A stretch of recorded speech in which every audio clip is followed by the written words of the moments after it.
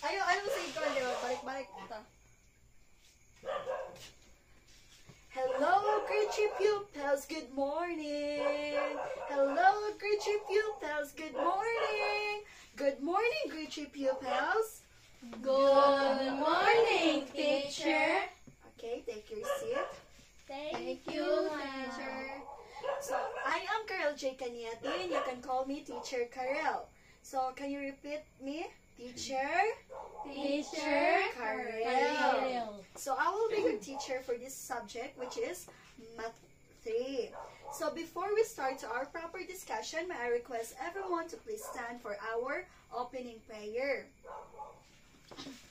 Let's bow down our head and feel the presence of our Lord as we say, in the name of the Father, of the Son, of the Holy Spirit. Amen. Dear God, thank you for this day. Thank you for the food we eat, the water we drink, and the air we breathe. Thank you for another day that we are here, and I hope that my students will learn something from me. In Jesus' name we pray. Amen. In the name of the Father, of the Son, of the Holy Spirit. Amen. So before you sit down, let's have an energizer. So, are you excited for our energizer today?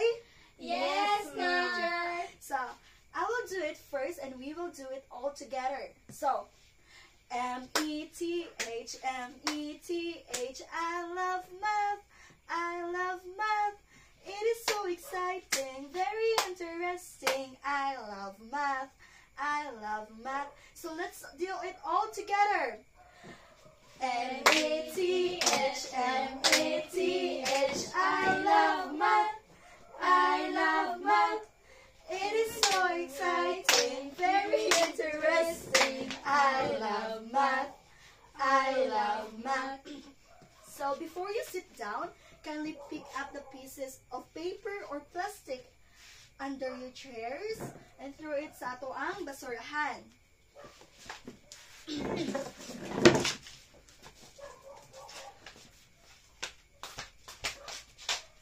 Okay, you can take your seat if you're done picking the trashes. So you can sit now. So who is absent for our class today? Dodoy. Always Dodoy absent man. Because he's sick. Oh, he's sick. So let's pray for his fast recovery para maka-skwela na siya ugma. So let's pray, Dodoy, ha? Yes, teacher. Okay. Yesterday, I give you an assignment. Can you pass it in front? Yes, ma'am. Okay, thank you. So, for this subject, I want you to follow my rules. I have here 3 rules. So, I want you to follow so that our lesson or our class will go smoothly. So, first rules is listen carefully. So, you should listen to your teacher, to your classmate. If she or he is talking, you should Listen. yes, you should listen para naatay makatunan. So number 2 rule is raise your hand. Any kind of hand. It could be your right hand or left hand. So if you want to go to restroom, you can raise your hand and ask me or ask permission sa ako if mo adto ka sa restroom. And also, you can raise your hand if you want to ask question regarding to our topic. Are we clear? Yes, ma'am. So last rule is be kind. So you should be kind to everyone so that people will be kind to you. Understand? Yes, ma'am. Very good. So yesterday, we tackled about langga Jana. Unsa atong gistoryan gahapon? Shape. Can you stand, please? It's all about Shape. very good. We tackle about shape. So let's give Jana a 3 claps. 1, 2, 3. So can you give me some example of shapes?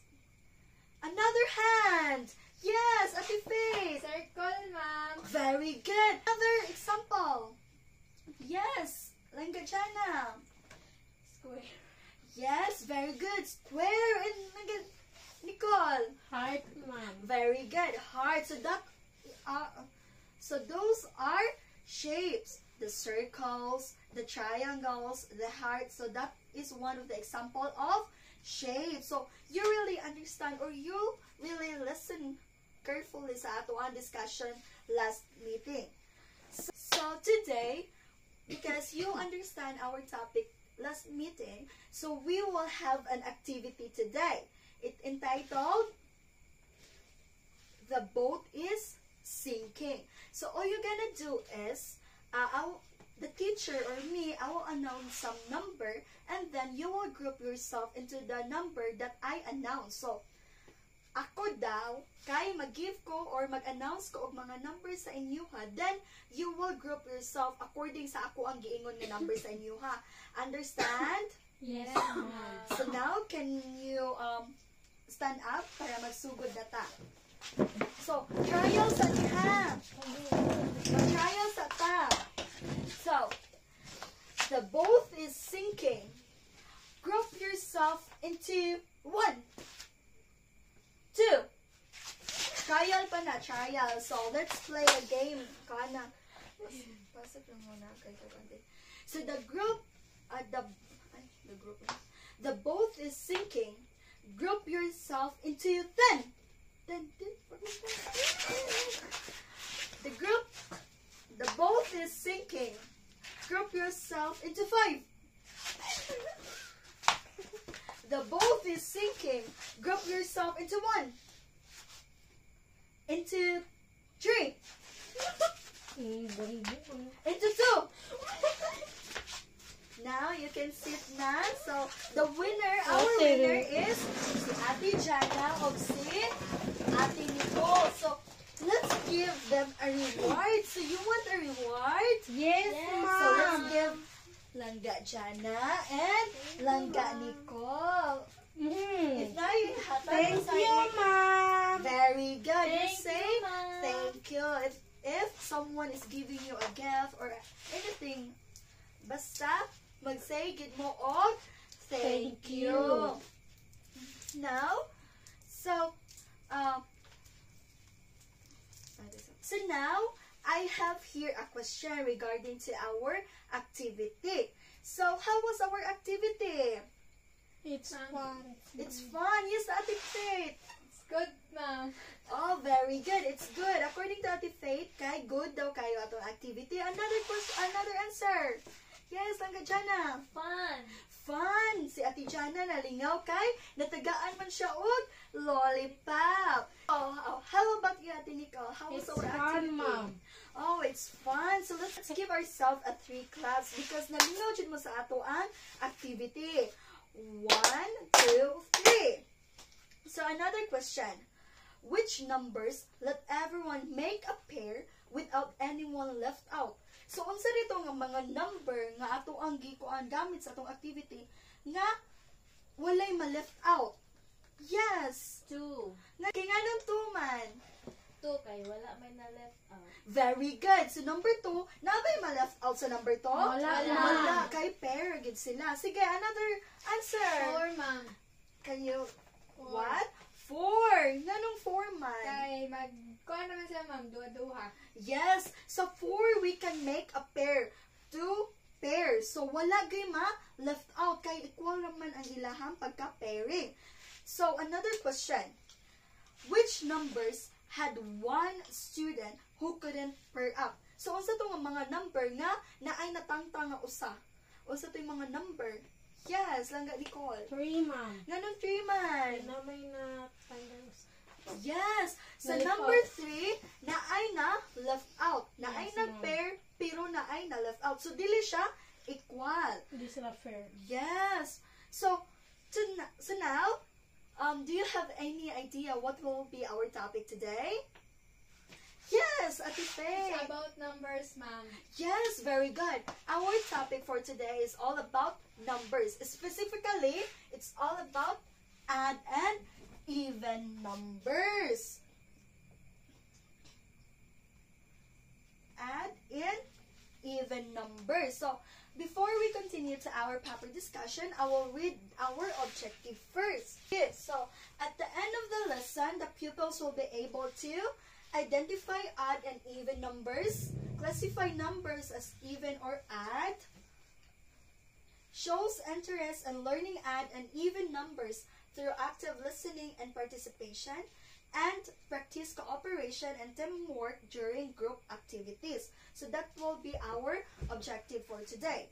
So, what is even numbers, T.I.? When we talk about even numbers, these are the numbers which can be grouped in pairs. So, maoday ang even numbers, also remember class, ang even numbers daw, kay maoni ang mga numbers nga na ay ma-forma nga pairs, equal pairs, walay ma-left out. Unsa gito ang even numbers? Walay ma-left out. Equal ra ang iyahang pagka-pairing. So, these are the numbers or these are the examples of even numbers. Can you read? 0, 2, 4, 6, 8, 10, 12, 14. So, these are the even numbers. Because, ang 2, equal ra siya na ay ma-pair. Pares. Walay ma-left out. So, number 4, ang number 4, na apoy ma-pair nga duha. Sa group, sa 4 na ay ma-pair nga duha. So, walay ma-left out. Sa 6, na apoy ma-left out? Wala. Because, sa 6, na apoy di ma-2, by group sila, which, ilang kanang members kay 2.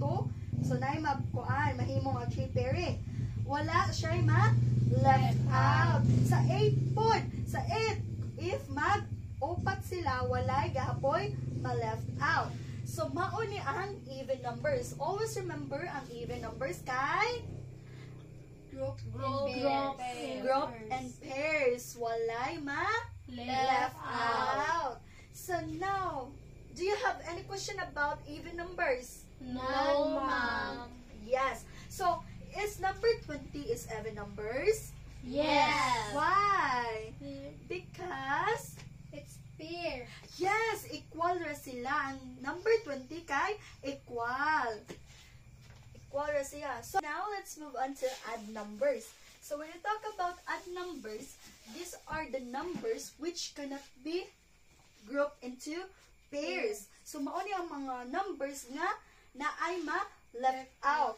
Mauni ang mga numbers nga magka-pair pero na ay ma-left out. Dili siya equal ang pairing. Like for example, number 3. So sa number 3, there are pairing nga mahitabo pero na ay ma-left out usa. So that is an odd number. Always remember ang odd number kay na ay ma-left out. O dili sila equal ang pairing. So these are the example of even odd numbers rather. So can you read? 1, 1, 3, 5, 7, 9, 11, 13, 15. So these are the odd numbers. 1, ang 1 kay dili siya mag-group into pairs. Kaya usa naman siya.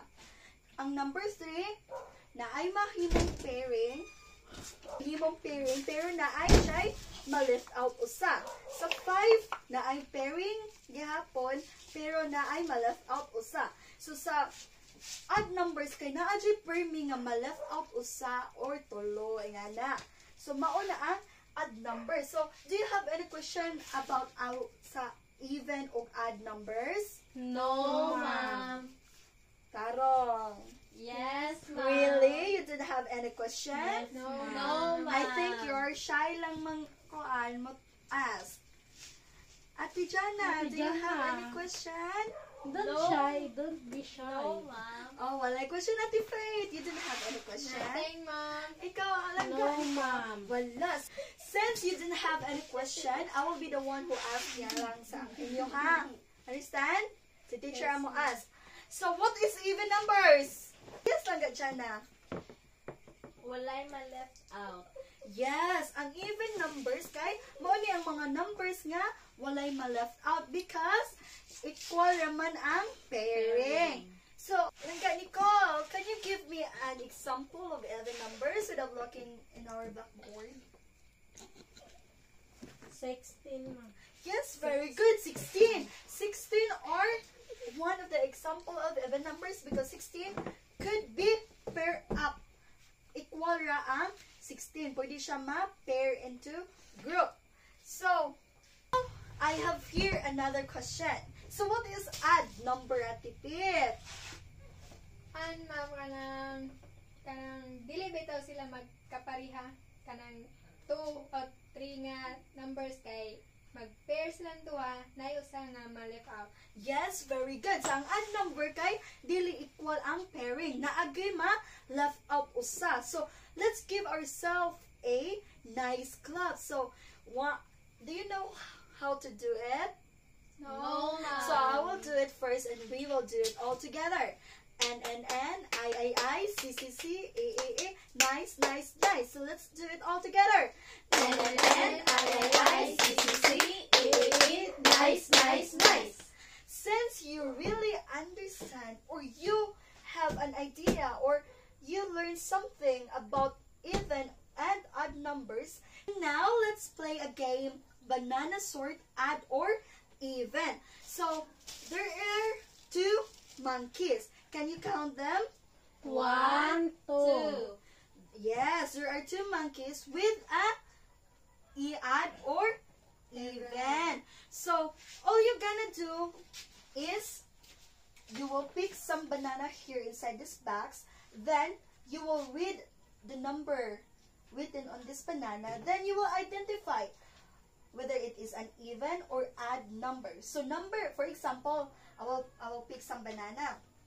So, I will read this number 43. Number 43. Then, I will identify if it is an odd or even. So, number 43 is an odd number. So, I will put this banana inside the mouth of the monkey. So, are we clear?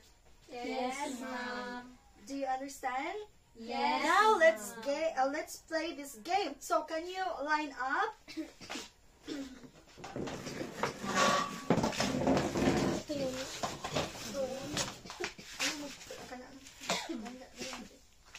Sige.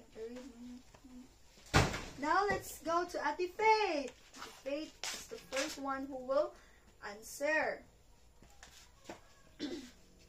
What number is that? 1, ma'am. Yes, number 1, is it an odd or even number? Add, ma'am. Yes, 1 is an odd numbers. Gilang ka dyan na. 91, ma'am. Is 91 odd or even? Add, ma'am. Very good. 91 is an odd numbers. Ang galing cool. Last but not the last. What number is that? 53. Is that an odd or even? Add, ma'am. Very good. It is an odd number. The number 53 is an odd number. So, kindly go back to your seat na.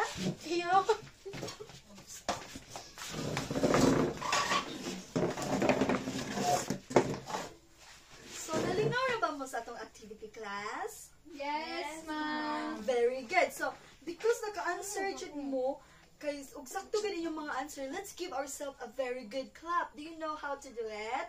No, So I will ma'am. do it first and we will do it all together. 1, 2, 3, very, 1, 2, 3, very, 1, 2, 3, very, very good. Let's do it all together. 1, 2, 3, very, 1, 2, 3, very, 1, 2, 3, very, very good. Now, to test your understanding, we will be having our assessment.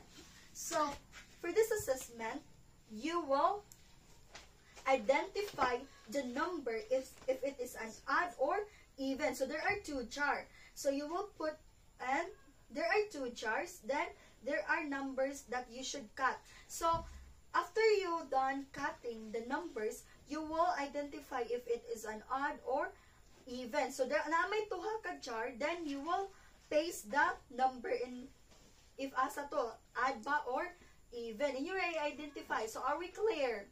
Yes, ma'am. So I will give you 10 minutes to answer this one. Can they pass?